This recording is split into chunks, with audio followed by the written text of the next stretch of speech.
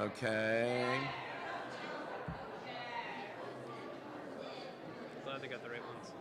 Yes.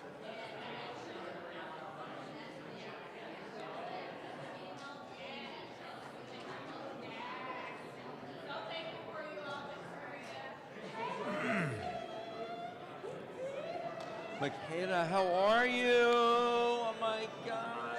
It's so good seeing you. Here we are The again. last time we saw you in person was when we were on that conference table and you were Oh, yes. We're in. Oh, I know. You were the one who was like, we got to do this. You were already talking to people in Indianapolis, so yeah. I don't know. I'm like, God, how are you? We are so grateful. Well, good. Thanks very much. I'm Steve Katsouris. Yes. Yeah. Good. All right. Father Steve, we know who you All are. right. Good. All right. Thanks so much. Thanks for. Yeah. This is great. Hi there, Frank. How are you? Nice to see you. Thank you, and we're very excited. Well, good. Well, I'm very excited. We've been very excited to be working with you, as you'll hear my remarks. I just want to cut something out here. Following all of your updates on on LinkedIn. so I'm excited to see what comes after today. Yep. Well, we're planning on announcing everything on Monday morning. Okay. So, I mean, I know your announcement is out, which is so cool, and our board at CTV, very excited. So anyway, here we go. Yeah. Now, what's your role here, I'm Frank? the VP for Student Affairs. Oh, So very involved with this. very Worked involved. with Stephanie hand in glove over the past year. Yep. Yeah. Good. So actually, when you all reached, I was the one that got the original email saying. You're the one I'm from the Sam. One. Yes. Frank. Yeah. God bless you. Yeah. You as well. You as well. Hi. Here's the guy. The guy. the legend, the guy, one of the only people who reads cold emails. But I use this now all the time, saying when you get those cold calls, you never know. That's right. So I always tell people that the people that respond to emails like that are the people that you want to connect with. Right. They're the ones that are like. Right.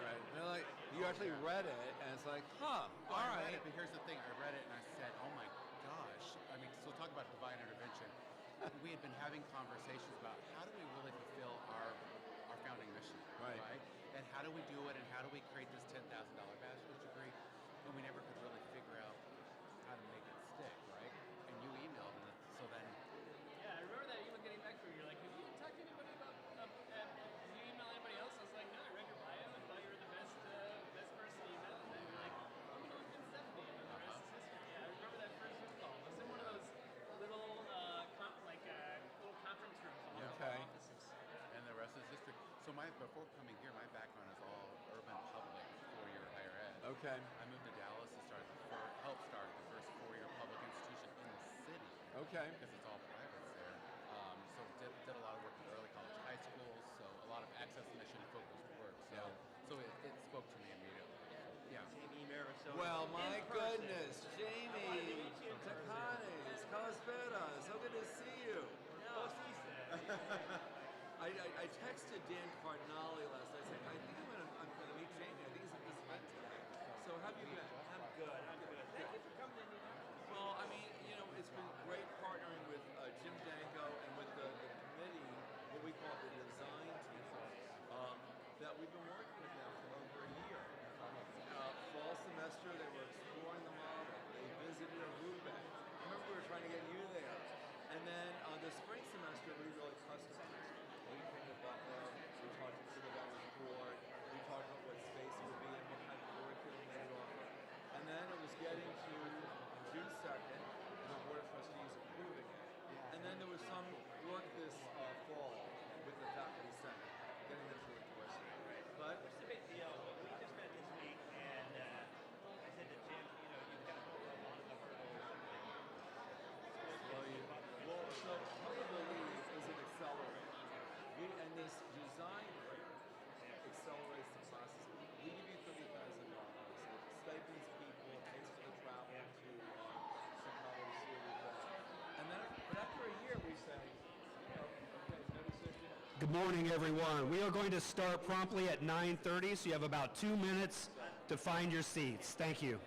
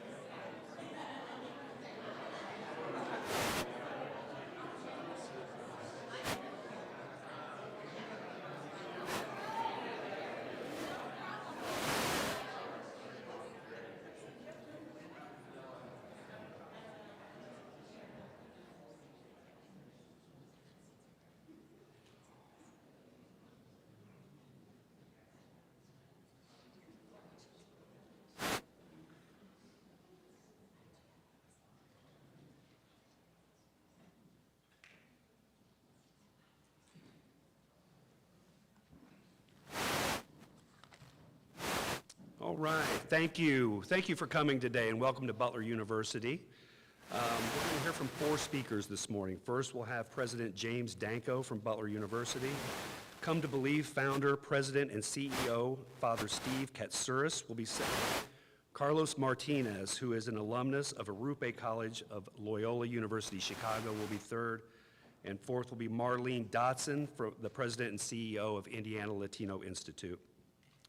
Following our prepared remarks, we will take questions from the media. And without any further ado, I'll bring up President James Danko, Butler University.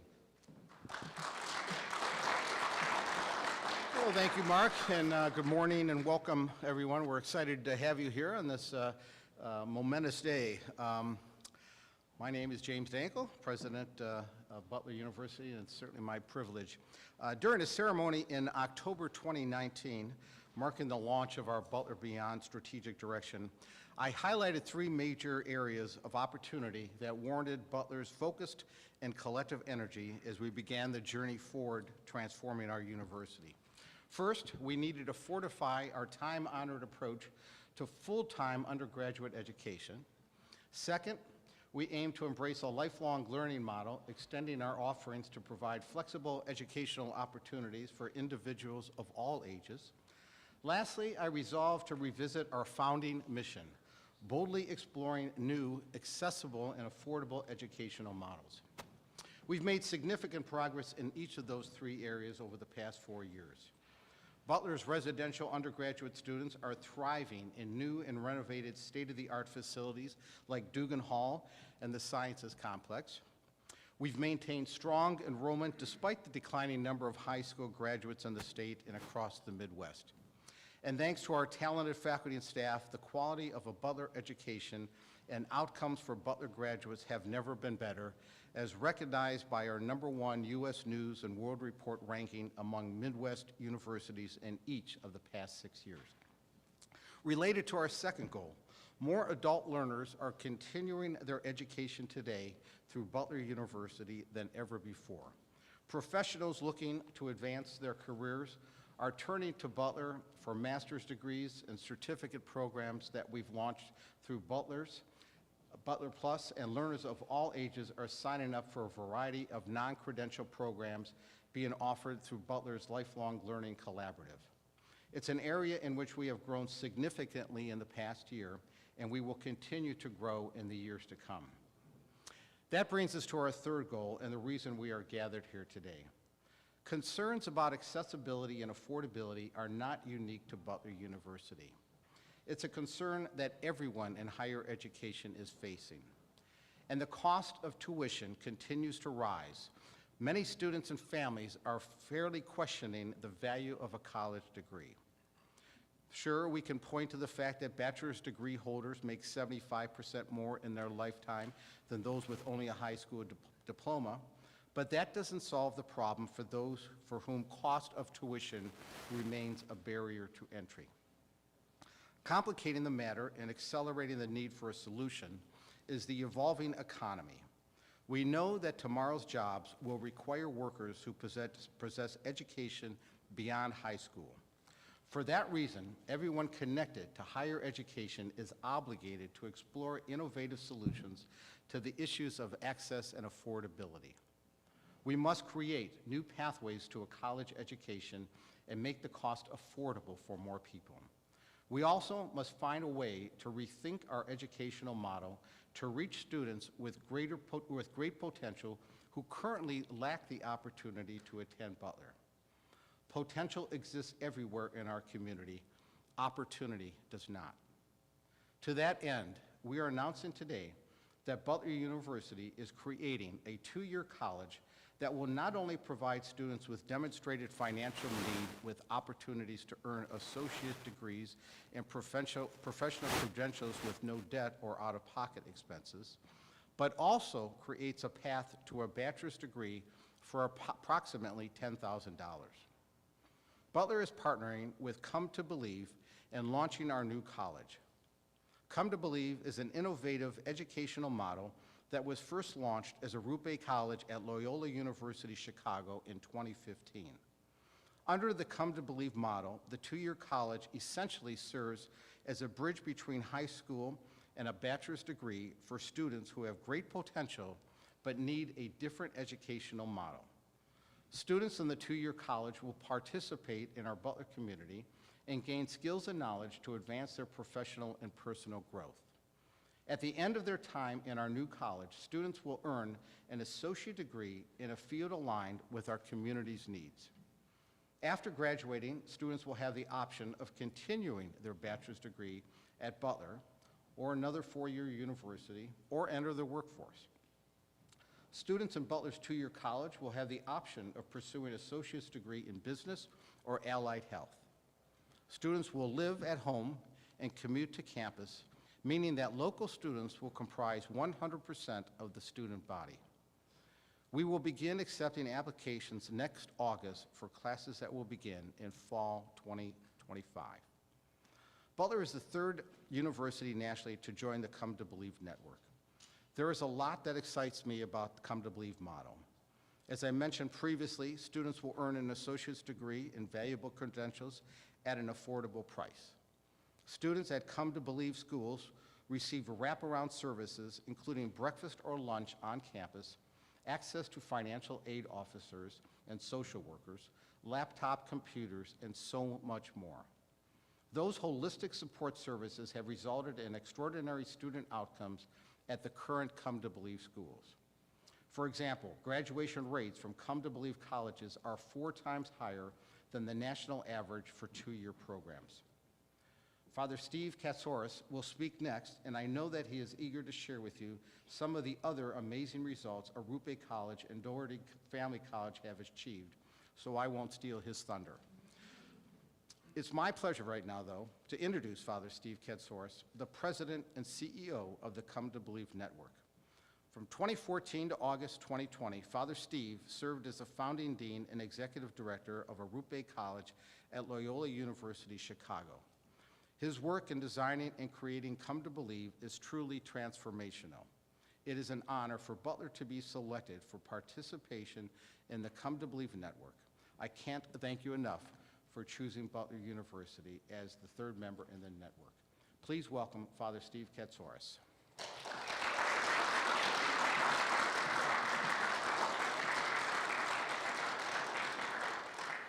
Good morning, everyone, and thank you, President Danko. The Come to Believe Foundation and Network has been very proud to accompany the Butler University community to this day of announcement, this day of celebration, this day of opportunity. We are called to Come to Believe because of the experiences of our students. Our students, first generation, Pell eligible or undocumented, underrepresented at selective competitive universities, come to college underprepared for success and uncertain about their futures. Is college really for me, they ask? Do I belong here? Then, at our two-year colleges, they experience professors who advocate for them.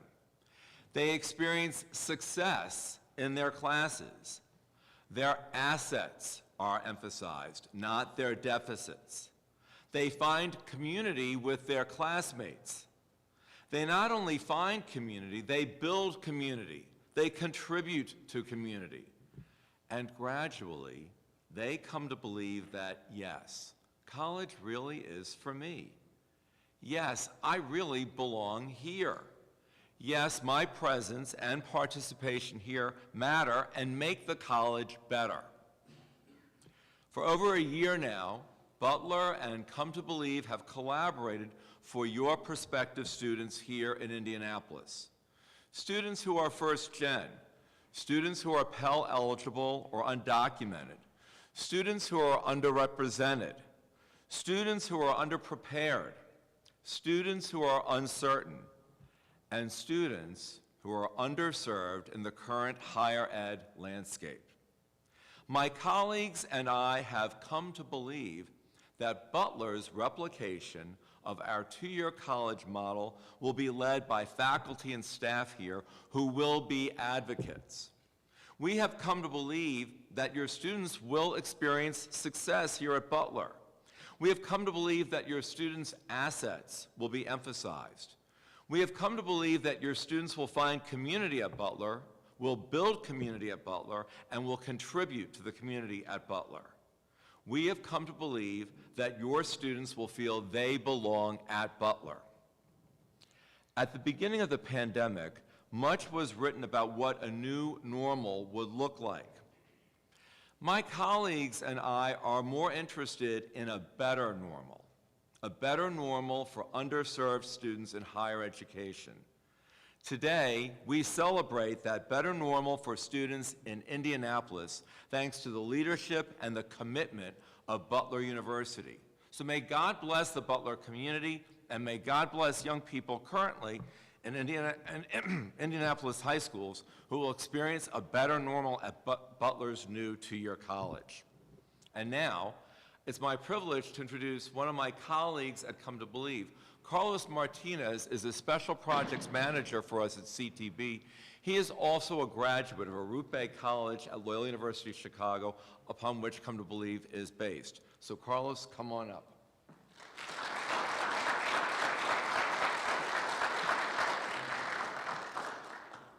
Hello, everyone. What an exciting day for Butler University, right? How are you guys feeling? Oh, thank you, Father Catores, for that introduction. I'm here today not only because I work for Come to Believe as Special Projects Manager, but also because I graduated from Arrupe College back in 2019, and then from Loyola University Chicago back in 2021.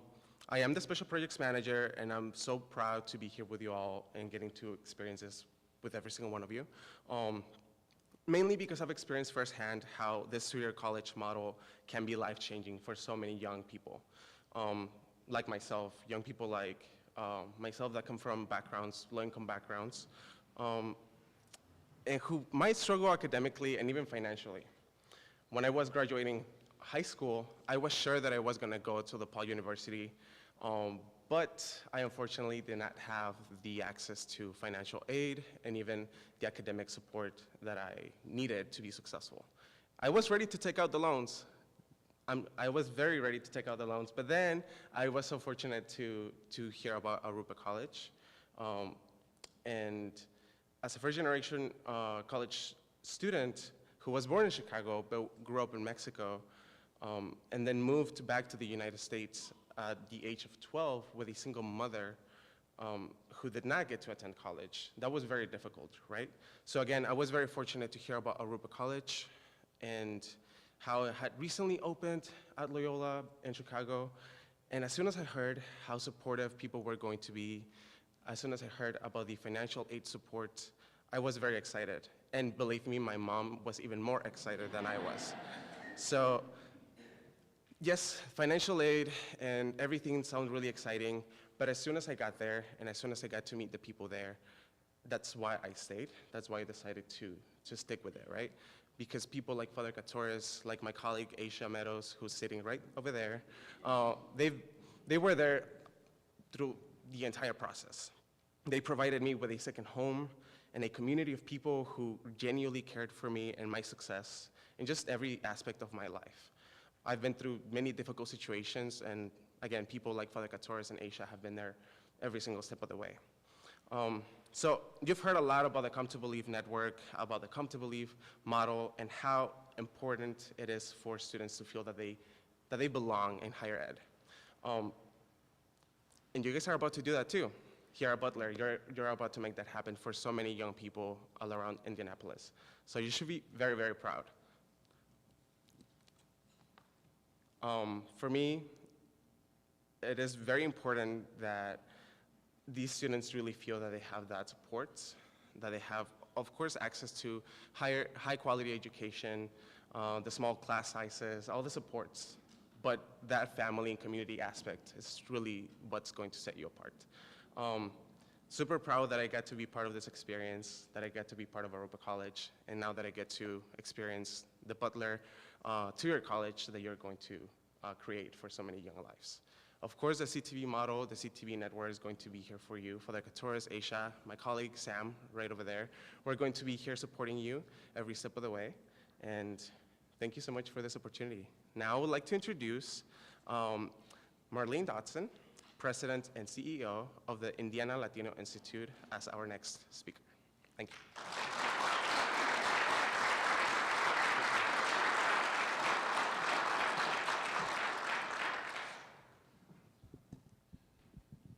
Thank you, Carlos. Good morning, everyone. Yes, how are you today?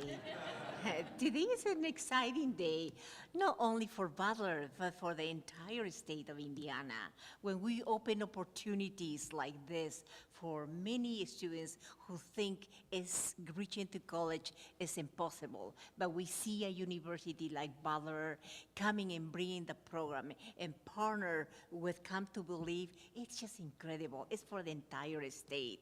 So on behalf of the Indiana Latino Institute, I want to express our congratulations to President Danko and the entire team of Butler University for adopting Come to Believe model and for making changes that will streamline Butler's work. At the Indiana Latino Institute, we know that Latino students are successful once they enroll in higher education. However, we also know that Latino students, on average, take longer to complete college. They move from the traditional 4 years to 6 years, and sometimes even more. Therefore, it's important that more institutions use models like the Come to Believe, because we need to adapt to the evolving student population of today. Today, Latino students face many challenges in pursuing higher education. There's financial, language, culture barriers that have been the reasons to prevent them to reach higher education, get their education, or even complete college. The current enrollment for Latinos has dropped to 43%. This decline started even prior pandemic. We know that we say pandemic is causing all this, but actually this decline started prior pandemic. So that needs our attention today. The Come to Believe will provide an affordable, result-oriented 2-year program for our underrepresented students. And we applaud the focus on completing degrees with little to no debt and preparing students for further education or the workforce. This model has shown the success, and we're excited to see Butler University leading this work in Indiana. The Indiana Latino Institute strongly supports Butler University's use of the Come to Believe program and in its effort to empower youth and create education opportunities for all Latinos and non-Latino students who deserve an education. We are looking for our partnership, and again, I applaud the work of Butler University.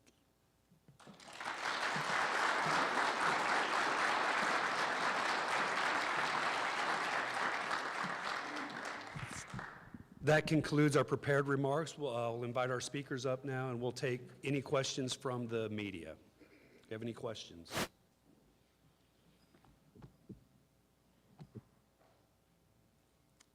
Anybody at all? Thank you. So $10,000 is the total cost of the whole 2 years, or is that for carrying on? President Danko. Thanks for the question. Thanks for being here. A little background on the $10,000 amount, which I'm sure somehow or another we've made it add up. I mentioned back in 2019, I'm kind of the person that set a snowball down a hill, and this amazing faculty and staff, many of which I wish I could acknowledge personally here today, made this come to life 4 years later. When I was talking about the Butler Beyond strategy and announcing it to our community, I had a picture of a moonshot behind me, and kind of my moonshot idea or challenge on the idea of the importance of making education more affordable was to say we need to come up with a degree that costs $10,000. We have people that live just within a mile or two of campus that are priced out of Butler University. And Butler was founded on the premise of providing access to education back when our founder Ovid Butler founded us in 1855. So the idea there is You've got people priced out. We need to make it more affordable. $10,000, I have to be honest with you, I just kind of inserted it in a speech as a placeholder number. Coincidentally, though, the numbers seem to add up, and I'd have to have brighter accountants than myself to kind of calculate that. But the premise, though, is that it's free in essence. It should be, you know, most of these students would be Pell eligible. The first 2 years of the program, the 2 years associate portion, should be subsidized. We're putting into place a rather significant endowment. We have a target goal of $23 million that we hope to have the funds in place to make sure that these students do not have to pay anything during those first the 2 years of the associate degree. And at that point, they have the opportunity of continuing for a 4-year degree, of which the percentage is extraordinarily high of students that go on for a 4-year, and even that to make that affordable. So the calculation is that that's a $10,000 degree, perhaps out of pocket, but that's, in many cases, it should be low cost or no cost for these students. You mentioned breakfast, lunch, laptops. Is that all included in that? Yes, it is, yes. Yes, that's absolutely the plan. Just like that moonshot, you know, we've kind of got it figured out, and now we've got 2 years to make all the numbers work, so, yeah, so. Back there. What are the qualifications to be a part of this program? Great question. I mean, obviously, they have to go through an admissions process, just like anyone else that's applying to college, but the idea is to really make this accessible, and you know, we understand the backgrounds that many of these students are coming from, but I don't know that we've figured out every detail of that as well, but certainly we know the types of students that are able to succeed in our program. We also recognize in a program such as this that you have to provide extraordinary support for students. I think what typically happens at oftentimes when someone goes off to a community college or other type of college of that type, that they're left on their own. But this is a very fully supported program, so students that perhaps might have some weakness in their high school transcript or otherwise, that we're here to support those students and make sure they succeed. So this is all about how you get the students to succeed, not fail, and we're very much cognizant of the types of background they might have coming into the program. Absolutely. The expert. So just a couple of things here. When we designed this model at Arute Bay at Loyola University of Chicago, the goal again was no debt. And so our experience in Chicago, and each setting is different, 2/3 of our students had an expected family contribution of 0. So we're working with very financially challenged folks. They paid nothing. And the average cost for other students was about $1,000. If your EFC was higher than $9,000, you were too wealthy to come to Arute Bay College. You didn't fit in.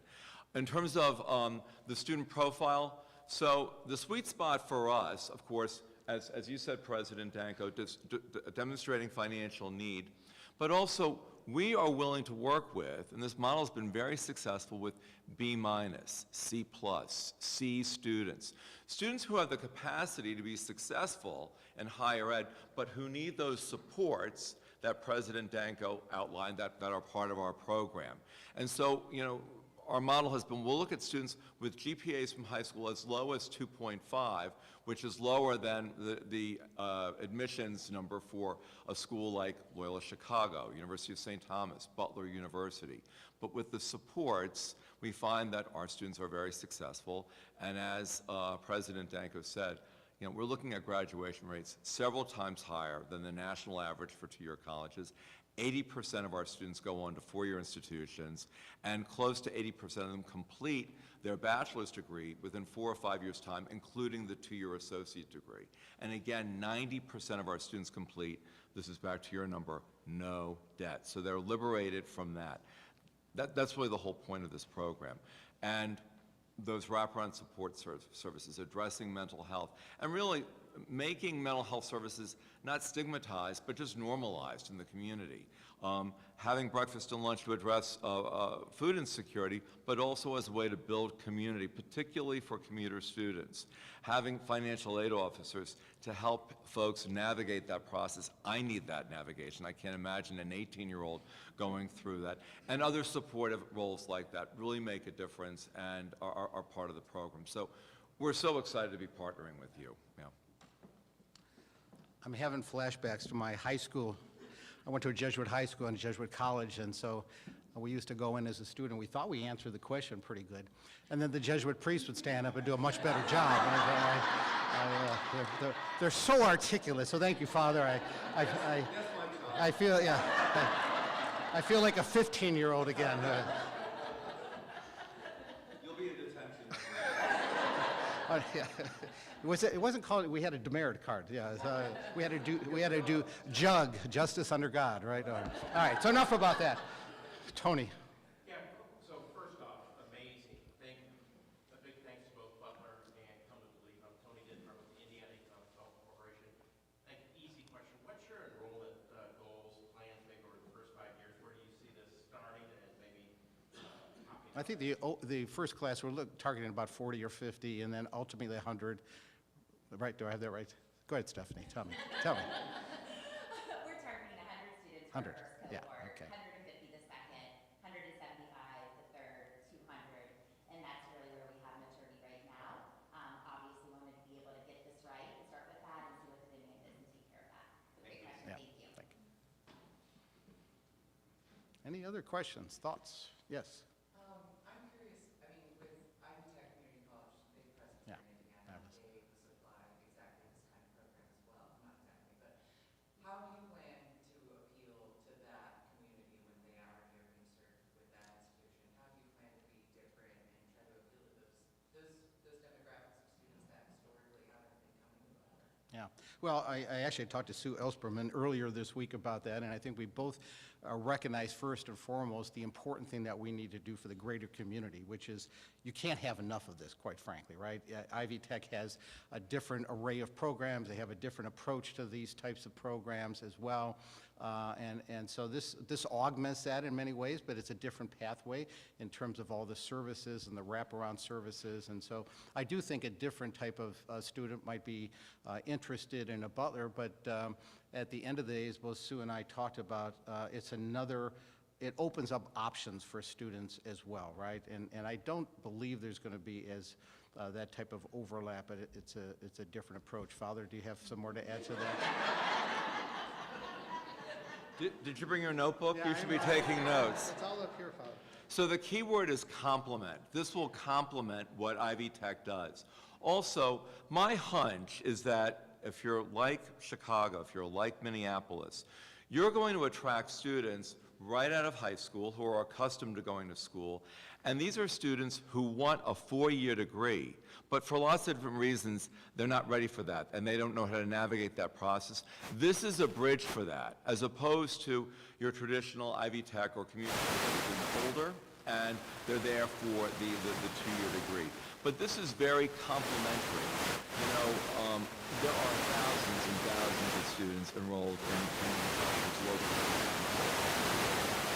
In Chicago, there were 120,000 students enrolled in the 7 colleges when we started Root Bay College. We were looking to max out at between 350 to 400 students. So this was just a small fraction. And when I would be in the room with the chancellor of the city colleges, I said, we have the same goal, and that is to get more students across the finish line with a great credential that they can take out to the workforce and have better next chapters in their lives. So I hope that makes sense, yeah. One other thing about the admissions process, I hope you do this here. We interviewed our applicants, so they would press send, but then they would come in for an interview. And as the program the college develops, faculty members interview them. Now, when we first started this, I designed the interview protocol, and I said, tell me about an obstacle that you've experienced in your life. What was it? What did you do about it? Who helped you? Are you still in it? How would you advise a younger sibling? Well, it was good. I was looking for Angela Duckworth and grit and resilience and persistence. But, implicitly, I was saying to the student, you're from a low-income background. You must have an obstacle. You're first gen, you must have an obstacle. You're a person of color, you must have an obstacle. That's the deficit narrative. We flipped that with the interview protocol, and we started saying, we have a great community here. And we think, looking at your application, you have some gifts, some talents that can make an already great community even better. So tell us about something that you do well, or something you're proud of, or an achievement, or an accomplishment that, could really help us build community. That's the asset narrative. So that's a big part of the admissions process. Okay. Stay there. Yeah, sure. No, yeah, that's critical. So why don't you take that? It starts today. Part of this really is to do exactly what we do, but not unlike the rest of Butler's programs and having the national reach and building up the kind of turning on the marketing machine, we will certainly be working rather aggressively to make sure people are well aware of this program, right? We certainly have the wind behind us is the #1 university in the Midwest, and so there's already a lot of knowledge and awareness of Butler and the strength of the education. And the thing that, again, fits so well with this program is that these students will be no different than any other Butler University student, so that we will attract them to this university, and we will work to make sure that they succeed. So. I saw a question in the back. Back there. Sorry, I don't know if my brothers and sisters. So we have a lot of seniors graduating about 450 graduating right now. So is this program available? Are you doing admissions now? Like when is it typically? I used to fall 20. We got another year, right? Yeah, we're about a year away from, the admissions process and those types of things. Part of the, by the way, we went through a year process. We had some support from the Come to Believe Network to see how this could fit for Butler, if it would fit, and so forth. And part of that planning process kind of has us to a point, where we need to put the rest of these pieces in place. But we did a lot of outreach to schools in the area, to individuals, not unlike yourself, to understand, the type of student we were talking about, what it was going to take to reach them, make sure that we're working with area high schools to make this program more visible and raise awareness of it. So now is the point, though, where we have a lot of those details that we're putting into place. And we just posted the ad for the founding dean of the program, which we very much expect to be different than the type of dean that we've traditionally had here. Somebody very much hands-on, very involved in recruiting students, very involved in raising resources and so forth. So. Say what? Okay, so we have an inquiry form that's already online, too. Yeah, yep, there you go. Other questions? Jamie. So, Marlene, I'm interested, so the opportunity here to serve low-income first-generation students, particularly Latino students in the community, is extraordinary here. So what's the untapped potential of what Butler is going to contribute of the Latino students in our community, and how will Butler be making a difference in the Latino community here? That's a good question. Marlene, could you come to the mic so we thank you. Well, yeah, that's a good question. Currently, we have approximately over 60,000 Latino high school students. So the opportunities are out there, because if we look this number, there's some that they are going already decide to go to 4-year school. But there is a group in there that they will basically make decisions based on their income as a no option for school. So we already have currently partnership with Butler University, and now having this model as an opportunity, we will be collaborating with Butler to share this information along with the other opportunities that they have for our students. So another data that I'd like to share that adds that to is, today the Latino population in K-12, we're the largest minority. So it's good, it's great, but at the same time, it's a call for institutions to adopt models that they will be available for students that they can't afford to go to college. And this model is one of them.